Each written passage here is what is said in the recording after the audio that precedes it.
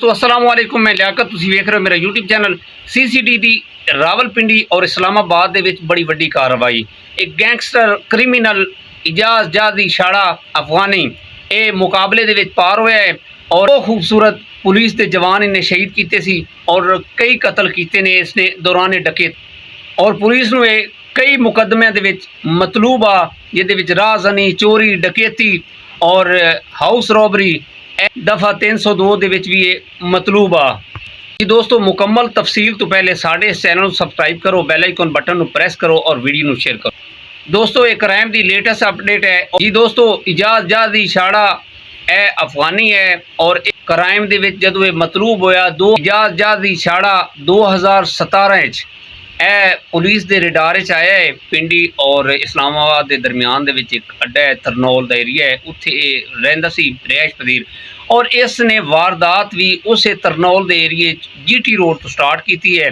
एक भाई सी वो इहदे नाल हर वारदात दे विच मुलविस आ। GT रोड ते तकरीबन एट ए टाइम 6 तो 7 डकैतियां रोज़ाना दी कर रहे सी और ये पुलिस नूं मतलूब आन।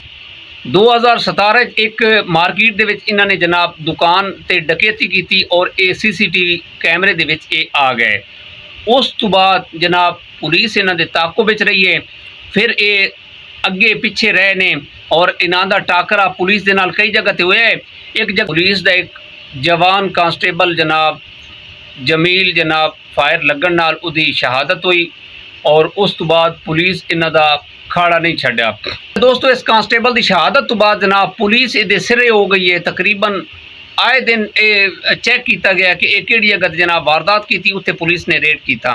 फिर पुलिस ने दे घर ते रेड किया जनाब, उत्थे ये मुकाबला करता रहा। मुकाबले दे विच ये फरार होए ने ते इन्हां दा वालिद जिहड़ा वो हलाक हो गया है पुलिस मुकाबले च। इस मुकाबले तो पहले इस पुलिस का एक जवान जिहड़ा सी इन्हें शहीद किया सी जमील जी। दोस्तों जदों इन्हूं पता लगा कि मुकाबले दे विच मेरा जिहड़ा वालिद है वो हलाक हो गया तो फिर इसने अपना गैंग नूं जनाब बढ़ा दिता। गैंग दे विच 5-6 बंदे इन्हें शामिल कर दिते। एक जो तफसीलात आ रही ने, एक एहसास इदारे का अफसर का बेटा भी इहदे नाल मुलविस हो गया।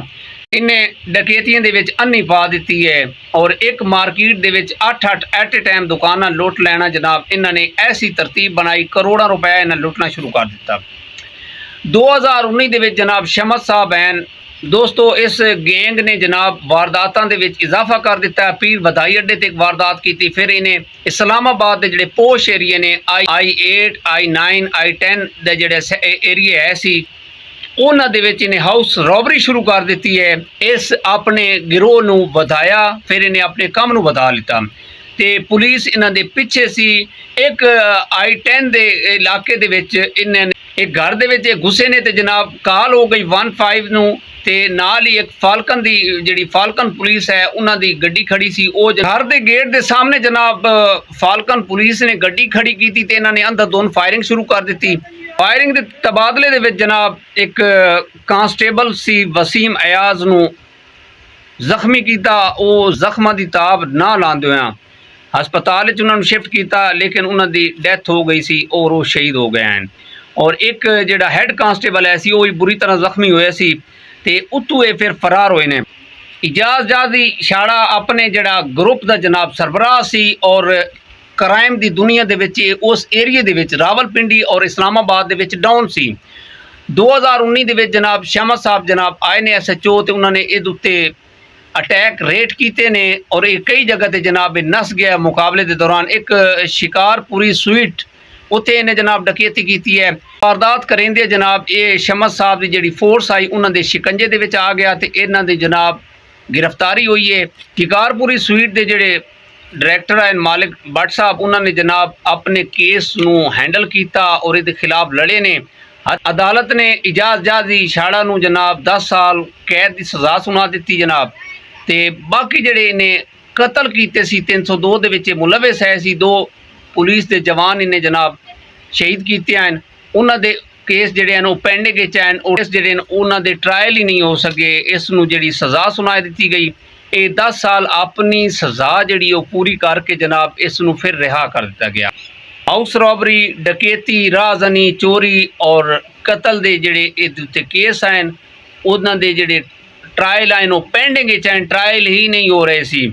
ਦੋ ਜਿਹੜੇ ਕੇਸ ਹੈ ਸਨ ਉਹਦੇ ਵਿੱਚ ਇਹਨੂੰ 10 ਸਾਲ ਸਜ਼ਾ ਹੋਈ और आ काट के जनाब जमानत ते बाहर आ गया। इन्होंने जनाब जेडे वकील होंगे ने वो पैसे की खातिर कुछ भी कर देंगे ने। बड़े शातिर है सी इहदा वकील जिहड़ा है सी जनाब जी। दोस्तों जुलाई के महीने दे विच बाहर आ गए ने, फिर वारदात शुरू कर दी। एक रावलपिंडी दे विच एक रिपोर्टर आया सी, उहदे घर दे विच इन्होंने वारदात की थी और 12 जुलाई दे विच इन्हें जिहड़ी वारदात की टैक्सल दे विच एक जनाब करम इलाही साहब हैं, बड़े वड्डे ताजर हैं, उन्होंने घर एक गुस्से ने राती 5 बंदे तकरीबन 1-2 बजे उस टाइम मामूल के मुताबिक वो जनाब अपने भाइयों के नाल करम इलाही साहब अपनी फैमिली के नाल गपशप ला रहे हैं।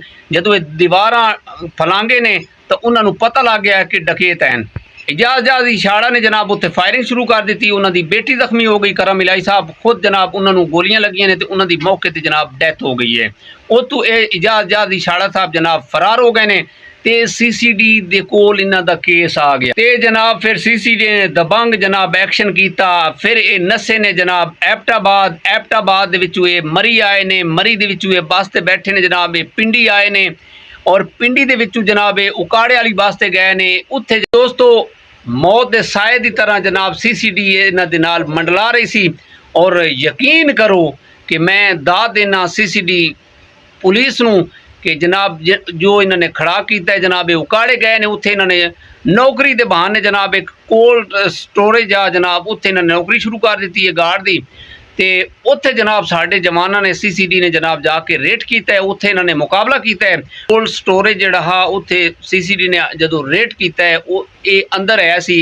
इन्हें जनाब जदों पता लगा है कि पुलिस आ गई है इन्हें फायरिंग शुरू कर दी है और CCD पुलिस ने फायरिंग शुरू की है और ये जख्मी होया है। इनू एक लत्त ते फायर लगा है। ये जनाब नसे बाहर नूं ते एक राहगीर जा रहा सी, उन्हें उस बंदे की कान पट्टी ते असला रख के जनाब इन्हें कहा जी तुसा अगर मैनू कुछ किया तो मैं इनू मार देना है जान। तो जनाब जान ते यकीन करो CCD ने जान ते खेड़ के जनाब इस जिहड़ा क्रिमिनल है सी मुकाबले च पार होया है जी। दोस्तों उस दौरान साढ़े जिहड़े CCD के जवान सी उन्होंने जान नूं अपने हाथ ते रख के दे नाल मुकाबला किया है और इस नूं कैफे किरदार तक पहुँचाया है। यकीन करो ये उत्ते जिहड़ी FIR है सी कतल दियां तक काफ़ी बेतहाश है सी और जिस जगह ते इस नूं ज़रूरत पई है इसने जनाब बंदे नूं जान तो मार दिता है। और रावलपिंडी दे विच ये बंदा डॉन बने हुए सी, खासकर तरनौल का जिहड़ा इलाका है सी और इस्लामाबाद के जिहड़े पोश एरिया हैं ਉਹਦੇ ਵਿੱਚ इन्हें हाउस रॉबरी की अखीर कर दी। और मैं तुहानूं रिक्वेस्ट करांगा कमेंट दे विच CCD के बारे राय लाजमी देनी है और यकीन करो कि मैं फखर हो रहा है कि यह साडी फोर्स आई है और साडे इलाकों के जिहड़े जराइम पेश अफराद हैं उन्होंने कैफे किरदार तक पहुँचा रही है। इन्हें कई घर उजाड़े ऐसी इजाज़ इशाड़ा ने जी। दोस्तों यह अपडेट है सी रावलपिंडी और इस्लामाबाद एरिए की। इजाज़ इशाड़ा जिहड़ा है जनाब वो मुकाबले के विच पार हो गए और कई FIR दे विच ये जनाब मतलूब आ पुलिस नूं। इसे पैगाम दे नाल सानू इजाज़त दिओ। अपना ढेर सारा ख्याल रखिया और साडे चैनल सबसक्राइब लाजमी कर दिओ। खुदा।